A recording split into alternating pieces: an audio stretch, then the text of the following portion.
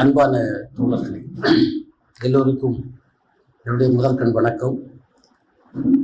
நம்முடைய ஞான தகப்பன் அண்ணாச்சி பொன்னிலன் உள்ளிட்டு இந்த அவையில் அமர்ந்திருக்கிற எல்லா தோழமைகளையும் ஆளுமைகளையும் தமிழ்நாடு கலை இலக்கிய பெருமன்றத்தின் சார்பில் நான் மீண்டும் ஒரு முறை வணங்கி ஒரு சில வார்த்தைகள் நான் பேசுவதற்காக வருகிறேன்.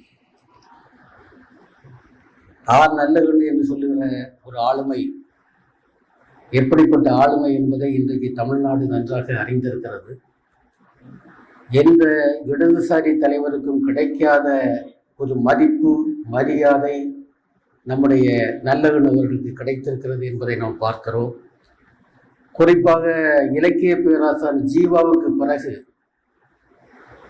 நாடறிந்த தலைவராக வாழ்ந்து மறைந்திருக்கிற ஒரு பெரும் தலைவராக நல்லகண்ணு அவர்கள் இருக்கிறார்கள். இந்திய கம்யூனிஸ்ட் கட்சி தோன்றிய அதே நாளில் 1925 டிசம்பர் 26 இவரும் தோன்றி 101 ஆண்டுகள் இந்த மண்ணில் வாழ்ந்து ஒரு கம்யூனிஸ்டாக, ஒரு கம்யூனிஸ்ட் என்று சொல்லுகிற போது அதற்கு அர்த்தங்கள் வேறு நிறைய இருக்கின்றன.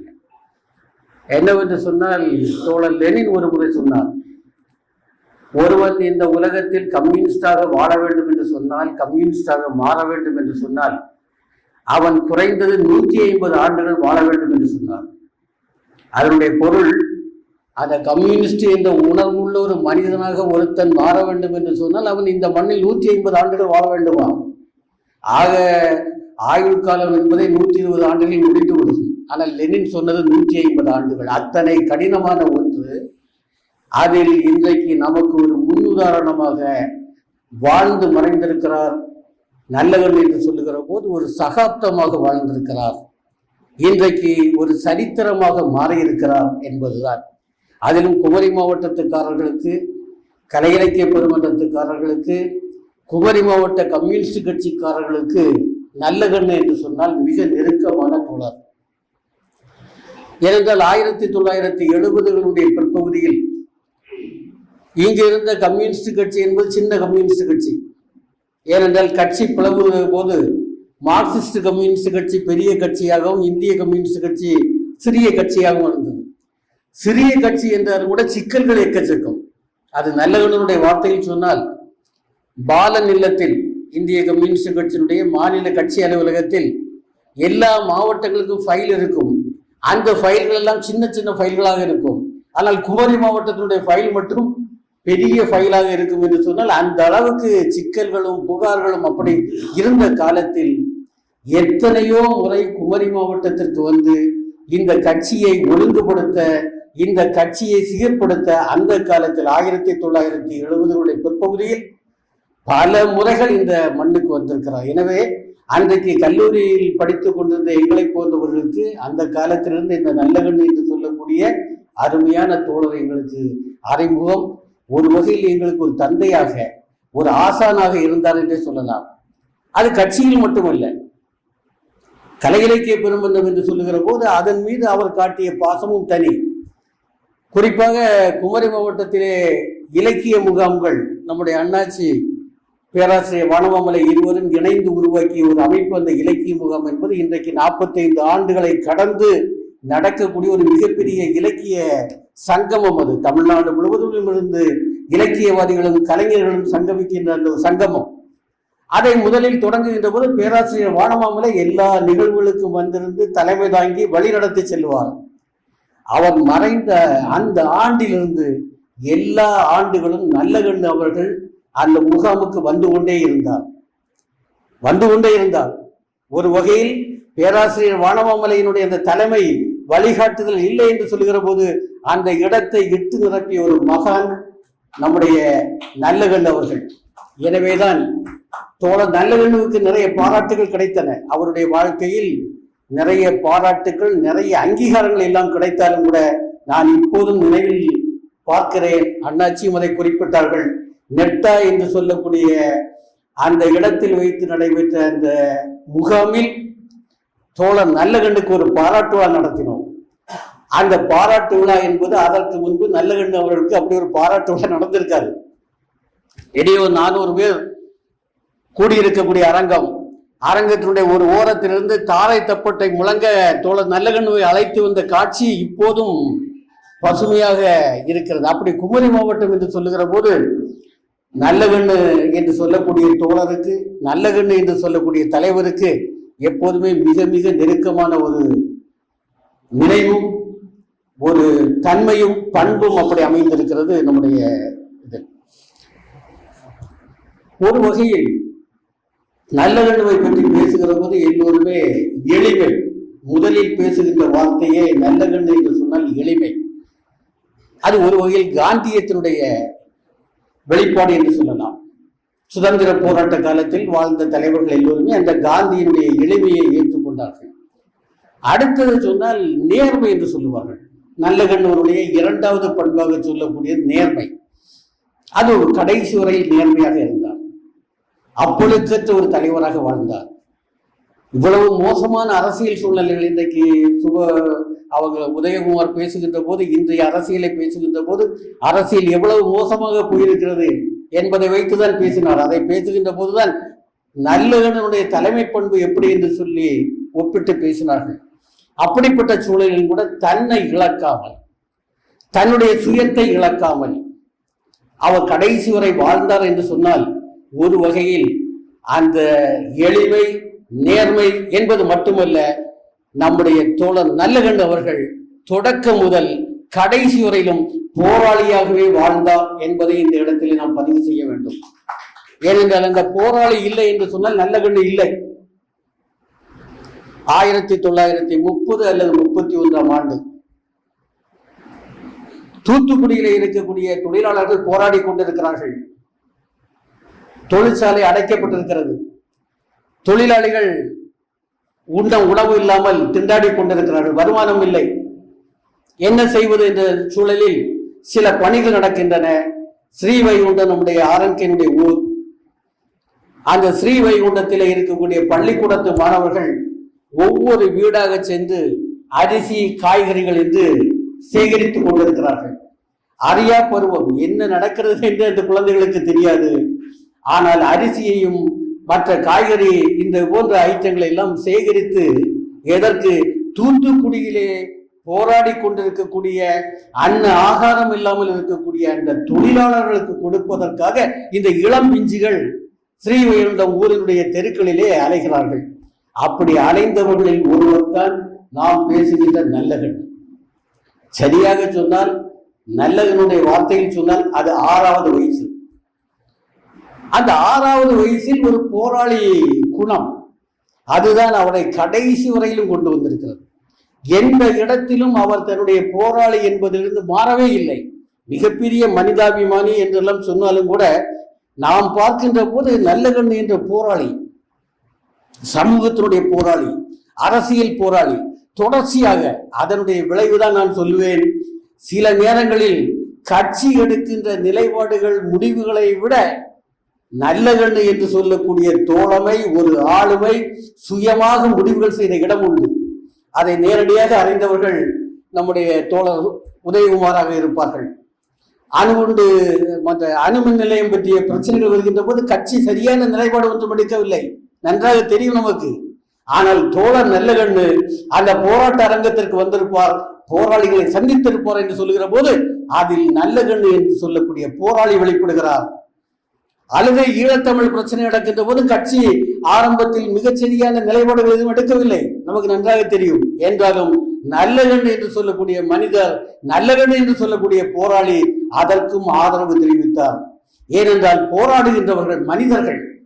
அந்த போராடுகின்ற மனிதர்கள் பக்கத்திலே நிற்க வேண்டும் என்று சொல்லக்கூடிய ஒரு தார்மீகம் நல்லகண்ணுடன் கடைசி வரையிலும் இருந்தது என்பதை நான் பார்க்கிறேன். அதனால்தான் தாமிரபரணியிலே மிகப்பெரிய மணல் கொள்ளை நடக்கின்ற போது மதுரை உயர் நீதிமன்றத்திலே சென்று நின்றார். அது ஒரு மிகப்பெரிய நாடக காட்சியாக மாறியது.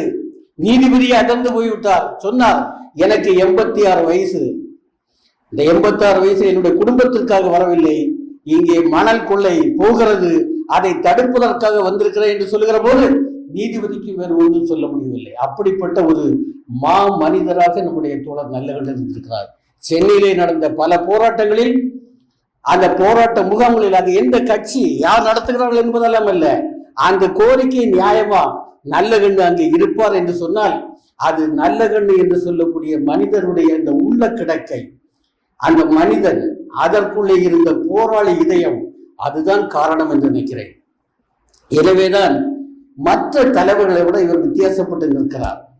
தம்பி சிவராமன் இங்கே பேசுகிற போது சொன்னார், நல்லகண்ணுடைய தனித்தன்மை என்று சொல்லுகிற போது அவருடைய இதயம் திறந்தே இருந்தது என்று நான் அவரிடம் பேசினேன். இடையில் பேசிக் கொண்டிருக்கிற போது இதயம் திறந்தே இருந்தது. இதயம் திறந்தே இருந்த காரணத்தால் அவர் மற்ற மனமாச்சரியங்களை எல்லாம் விட்டு எல்லாவற்றையும் அரவணைக்கக்கூடிய ஒரு ஆற்றல் உள்ள ஒரு மனிதராக இருந்தார். பல காரியங்கள் நடந்திருக்கின்றன. இன்றைக்கு நல்லகண்ணுவை பற்றி பேசினால் பேசிக்கொண்டே இருக்கலாம்.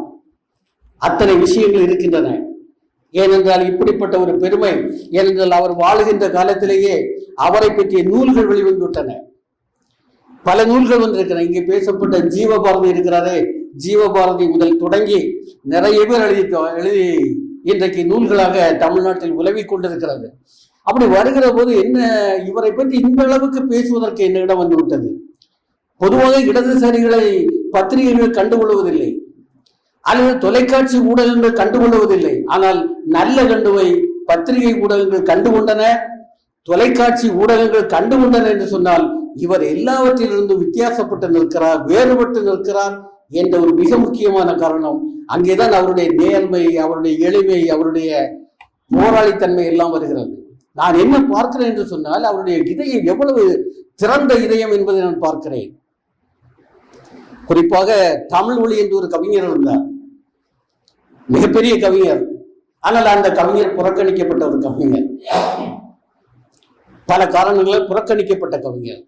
அப்படி புறக்கணிக்கப்பட்ட கவிஞரை இந்த தமிழகத்துக்கு, பாண்டிச்சேரிக்கு அறிமுகம் செய்து அவரை இன்றைக்கு அவருடைய நூற்றாண்டு நடக்கின்ற போது தமிழ்நாடு அரசாங்கமே அதை கொண்டாடக்கூடிய அளவுக்கு வந்தது என்று சொன்னால் அதற்கு மூல ஊற்றுக்கண்ணாக அமைந்தவர் நல்லகண்ணு என்பதை இந்த இடத்தில் நான் பதிவு செய்ய விரும்புகிறேன். அதே போல அரசியல் மாற்றங்கள் நடக்கின்ற போது அந்த அரசியல் மாற்றங்களை உட்கொள்ளுவது, அல்லது அண்ணன் சொக்கலிங்கம் பேசுகின்ற போது சித்தாந்த பிரச்சனைகள் வருகின்ற போது திறந்த இதயத்தோடு பார்ப்பது, அதெல்லாம் நம்முடைய நல்லகண்ணிடம் இருந்தது என்பதை நாம் பார்க்கிறோம். எப்படி என்று சொன்னால், பொதுவாக இடதுசாரிகள் வர்க்கத்தை பற்றி தான் அதிகமாக பேசுவார்கள். வர்க்கம், வர்க்க பிரச்சனை, வர்க்க போராட்டங்கள் என்பதோடு நிறுத்தி கொள்ளக்கூடிய ஒரு தன்மையை நாம் பார்க்கிறோம். ஆனால் இந்தியாவில் இந்த சமூகம் என்பது ஜாதி சமூகமாக இருக்கிறது. ஜாதி என்பது இந்தியாவுடைய அடிப்படை கட்டமைப்பாக இருக்கிறது என்பதை கூட நிறைய பேர் ஒப்புக்கொள்வதில்லை. ஆனால் தோழர் நல்லகண்ணு அதை ஒப்புக்கொண்டார். 1980கள் பக்கத்தில் அந்த சிந்தனைகள் உருவாகிற போது நல்லகண்ணு அதை ஒப்புக்கொண்டது மட்டுமல்ல, அந்த சூழலில் இந்தியாவில் உருவாகிய ஒரு புதிய அரசியல் பரிமாணம். அது என்ன அரசியல் பரிமாணம் என்று சொன்னால், இந்தியாவிலே மாற்றங்களை செய்ய வேண்டும் என்று சொன்னால், இந்திய சமூகத்தை மாற்ற வேண்டும் என்று சொன்னால் அது மார்க்சியத்தால் மட்டும் முடியாது. அதற்கு வடக்கே இருக்கக்கூடிய அம்பேத்கர் வேண்டும், அதே போல தெற்கே இருக்கக்கூடிய பெரியாரும் வேண்டும். எனவே மார்க்சியமும் பெரியாரியமும் அம்பேத்கரியமும் இணைந்தால் மட்டும்தான் இந்தியாவில் சமூக மாற்றங்களை கொண்டு வர முடியும் என்று சொல்லி ஒரு அரசியல் பரிமாணம் சிந்தனை உருவான போது அதை ஏற்றுக்கொண்டவர் நல்லகண்ணு தோழர். வயது பார்த்துக் கொள்ளுங்கள், வயதாகின்ற போது அத்தனை எளிதாக நம்முடைய மனம் ஒன்றும் விட்டு கொடுக்காது. ஏற்கனவே நமக்கு இறுகி போன மனம் 40-45 வயதிலே மனம் இறுகி போகும். ஆனால் அந்த வயதான காலத்திலும் அவர் திறந்த மனதோடு இருந்து இந்த புதிய சிந்தனைகளை உள்வாங்குகிற போது நல்லகண்ணு சொன்ன ஒரு நியாயம் மிக அருமையான நியாயம். அழகாக சொன்னார், இளைஞர்கள் அப்படி விரும்புகிறார்கள், இளைஞர்கள் அப்படி விரும்புகிறார்கள், இந்தியாவிலே சமூக மாற்றத்தை செய்வதற்கு அப்படி விரும்புகிறார்கள் என்று சொல்லுகிற போது அதை ஏற்றுக்கொள்ளக்கூடிய மனநிலை, அந்த விசாலமான இதயம், அந்த திறந்த இதயம் நம்முடைய தோழர் நல்லகண்ணு அவர்களுக்கு இருந்திருக்கிறது. அதனால்தான் அவர் இன்றைக்கு எல்லாவற்றையும் கடந்து நிற்கிறார். கட்சி தலைவராக இல்லை, அல்லது தமிழ்நாட்டு தலைவராகவும் இல்லை. அவர் இன்றைக்கு வெகுமக்கள் தலைவராக மாறியிருக்கிறார். தமிழ்நாட்டினுடைய வெகுமக்கள் தலைவராக மட்டுமல்ல, அவர் மரணம் அடைந்த போது இந்தியா முழுவதும் அவருடைய மரணம் செய்தியாக பரவி இருக்கிறது. என்னவென்று சொன்னால், ஒரு பஞ்சாயத்து உறுப்பினராக கூட இல்லாத நல்லகண்ணு. நான் மலையாள ஊடகத்திலே கேட்ட ஒரு இதிலே சொல்லக்கூடிய வார்த்தை, ஒரு பஞ்சாயத்து உறுப்பினராக கூட இல்லாத நல்லகண்ணு. அது பயங்கரமான ஒரு வார்த்தை. எந்த அரசு பதவியும் இல்லை. ஆனால் கடைசியில் அரசனுடைய முழு மரியாதையோடு வேறொன்றுமில்லை, உலகத்தில் இப்படி நடந்திருக்கிறதா என்று தெரியவில்லை, நல்லகனுடைய அந்த மரணத்து கடைசி நேரத்தில் நம்முடைய முதலமைச்சர் முதல் நாள் அஞ்சலி செலுத்தி விட்டு போனால் நியாயமானது, அதிகாரபூர்வமானது, கரெக்ட். ஆனால் மறுநாள் அவர் நின்று தோழர்கள் எல்லாம் முழங்குகின்ற போது முதலில் முழங்கியவர் அந்த முழக்கத்தை நிறுத்திவிட்டு தானும் முழங்கினாரே, வீரமுழக்கம் வீரமுழக்கம் செவ்வணக்கம் என்று சொல்லி. அது உண்மையிலேயே தோழர் நல்லகண்ணனுடைய வாழ்க்கையை காட்டுகின்ற ஒரு அடையாளமாக நான் பார்க்கிறேன். ஏனென்றால் அப்படிப்பட்ட ஒரு மனிதராக வாழ்ந்திருக்கிறார். என்றென்றும் நமக்கு ஒரு தன்மையாக இருப்பார் என்பதை பார்க்கின்ற போது நான் என்ன நினைக்கிறேன் என்று சொன்னால், இந்த நாட்டில் கம்யூனிசம் பற்றிய கருத்துக்களை விட கம்யூனிசத்துக்கு எதிரான கருத்துக்கள் தான் மக்கள் மத்தியில் நிறைய உண்டு. ஏனென்றால் என்னுடைய பெரியம்மா நான் இந்த இயக்கத்துக்கு வந்தபோது என்னுடைய கேட்ட கேள்வி இப்போது எனக்கு நினைவுக்கு வருகிறது. ஏய், நீ அந்த கட்சியில போய் சேர்ந்திருக்கிறாமே, அந்த கட்சியில பொம்பளைகள் எல்லாம் பொதுவாட்டாக்கிடுவாங்களாமே, பொம்பளைகளையும் பொது உடைமையாட்டாக்கி விடுவார்கள் என்று சொல்லி என்னுடைய பெரியம்மா கேட்ட ஒரு கேள்வி எனக்கு ஞாபகத்தில். அப்படி எதிர் பிரச்சாரங்கள் நிறைந்து நிற்கக்கூடிய இந்த மண்ணில் கம்யூனிசத்தின் மீதான ஒரு காதலை உருவாக்கியதில் ஜீவாவினுடைய பங்கு மிகப்பெரிய பங்கு. கட்சியை பார்க்காமல் ஜீவாவை பார்க்கின்ற போது, ஜீவாவை போற்றுகின்ற போது, ஜீவாவை புகழ்கின்ற போது அதன் கூட கம்யூனிசத்துக்கான ஒரு காதலும் அதற்குள்ள இருக்கிறது என்று சொன்னால், அதே போன்று நம்முடைய நல்லகண்ணு மறைந்த போது அவருடைய மரணத்தின் மீது இந்த நாடு முழுவதும் உருவாகிய ஒரு உணர்ச்சி பிரவாகத்தை பார்க்கின்ற போது கம்யூனிசத்தின் மீதான ஒரு காதலை அவர் உருவாக்கிறார். கட்சி உருவான தினத்தில் உருவான அவர் கம்யூனிசத்தின் மீதான ஒரு காதலையும் உருவாக்கி இருக்கிறார். அது இந்த தமிழ்நாட்டில் கம்யூனிஸ்ட் இயக்கம், இடதுசாரி இயக்கம் இன்னும் வலுவாக வளர்வதற்கான ஒரு உரத்தை விட்டுவிட்டு போயிருக்கிறார். அப்பேற்பட்ட ஒரு மிகப்பெரிய ஆளுமையாக, ஒரு முன்னுதாரணமே இல்லாத ஒரு மிகப்பெரிய ஆளுமையாக நம்முடைய நல்லகண்ணு, நம்முடைய தோழர், நம்முடைய தலைவர் இருந்திருக்கிறார் என்பது நமக்கும் பெருமை. அவருடைய வழியில் நடப்பது என்பது நம்முடைய எதிர்காலத்துக்கான வெளிச்சங்களை தரும் என்று சொல்லி வாய்ப்புக்கு நன்றி சொல்லி முடிக்கிறேன்.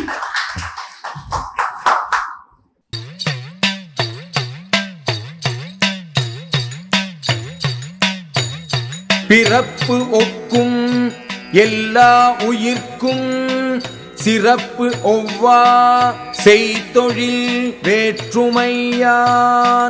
பிறப்பு ஒக்கும் எல்லா உயிர்க்கும் சிறப்பு ஒவ்வா செய்தொழில் வேற்றுமையான்.